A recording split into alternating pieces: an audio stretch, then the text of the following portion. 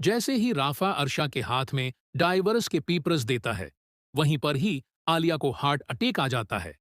जी हाँ दोस्तों, आने वाला एपिसोड बहुत ही ज्यादा इंटरेस्टिंग होने वाला है, क्योंकि कहानी में एक के बाद एक ऐसा मोड़ आने वाला है जिसकी किसी ने भी तवक्का नहीं की होगी।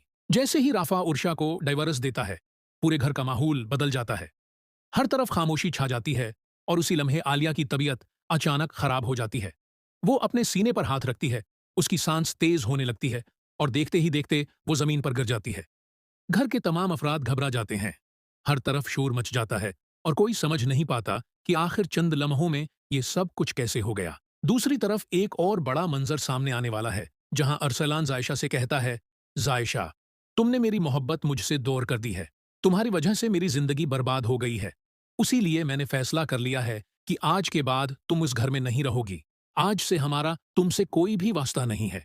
तुम अभी उसी वक्त मेरे घर से निकल जाओ। आज के बाद तुम मेरी बीवी नहीं हो।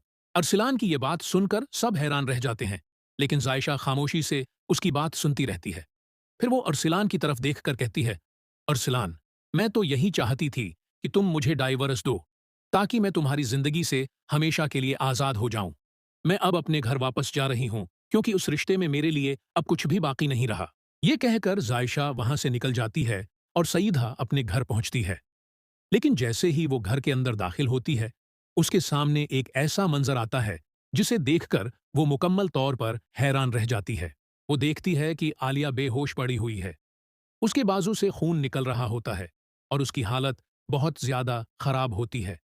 जायशा घबरा जाती है और फौरन आलिया के पास दौड़कर जाती है। वो बार बार उसे आवाज देती है, लेकिन आलिया कोई जवाब नहीं देती। जायशा फौरन फैसला करती है कि मजीद एक लम्हा भी जाया नहीं किया जा सकता। वो आलिया को संभालती है और जल्दी से अस्पताल ले जाती है। अस्पताल पहुंचते ही डॉक्टर फौरी तौर पर आलिया का इलाज शुरू कर देते हैं। इसी दौरान अरसलान भी अस्पताल पहुंच जाता है। कुछ ही देर बाद राफिया भी वहां मौजूद होता है। अस्पताल का माहौल इंतहाई कशीदा हो जाता है। सबकी नजरें डॉक्टर पर होती हैं कि आखिर आलिया की हालत कैसी है।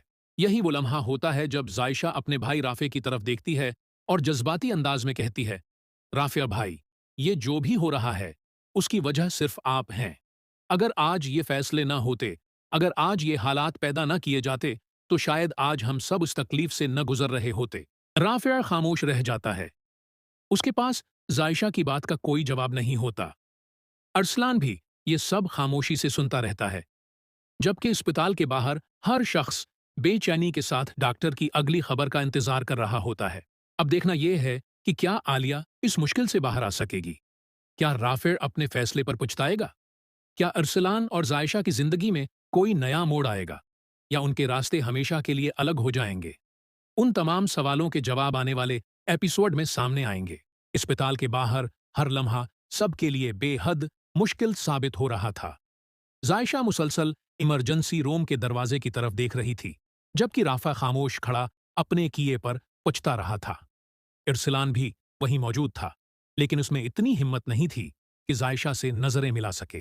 कुछ देर बाद डॉक्टर इमरजेंसी रूम से बाहर आए तो सब फौरन उनके पास पहुंच गए। राफा ने घबराते हुए पूछा, डॉक्टर साहब, आलिया कैसी हैं? डॉक्टर ने संजीदा लहजे में कहा, उन्हें शदीद हार्ट अटैक आया था। अभी उनकी हालत खतरे से बाहर नहीं है, लेकिन हम पूरी कोशिश कर रहे हैं। अगले चंद घंटे बहुत अहम हैं। ये सुनते ही जायशा की आंखों से आंसू निकल आए। वो वहीं कुर्सी पर बैठ गई और रोते हुए कहने लगी, या अल्लाह, मेरी भाभी को कुछ ना हो। राफिया भी खामोशी से सिर झुकाकर खड़ा रहा। पहली बार उसे अपने फैसले की संगीनी का एहसास होने लगा था। इसी दौरान जायशा गुस्से में राफे के सामने आकर बोली, राफे भाई, आज जो कुछ हो रहा है उसकी जिम्मेदारी सिर्फ आप पर है। अगर आप अर्शा भाभी को डाइवोर्स न देते तो शायद आज ये दिन न देखना पड़ता। आपके एक फैसले ने पूरे घर की खुशियां खत्म कर दी हैं। राफे ने आहिस्ता आवाज में कहा, जायशा, मुझे अंदाजा नहीं था कि मामला यहां तक पहुंच जाएगा। जायशा फौरन बोली, फैसला करने से पहले एक बार भी सच जानने की कोशिश नहीं की। आपने सिर्फ गुस्से में आकर सब कुछ खत्म कर दिया। ये सब सुनकर अरसलान भी खामोश हो गया। उसे अपने अल्फाज याद आने लगे जब उसने जायशा को घर से निकालते हुए कहा था कि आज के बाद उसका इस घर से कोई ताल्लुक नहीं। जायशा की नजर उर्सिलान पर पड़ी तो उसने कहा, और आप आपने भी तो मुझे बगैर कसूर के घर से निकाल दिया। आज अगर ये खानदान बिखर रहा है तो इसमें आपका भी बराबर का हिस्सा है। उर्सिलान के पास भी कोई जवाब नहीं था। इसी लम्हे एक नर्स तेजी से बाहर आई और बोली, मरीज को खून की फौरी जरूरत है। राफिया ने फौरन कहा, मेरा खून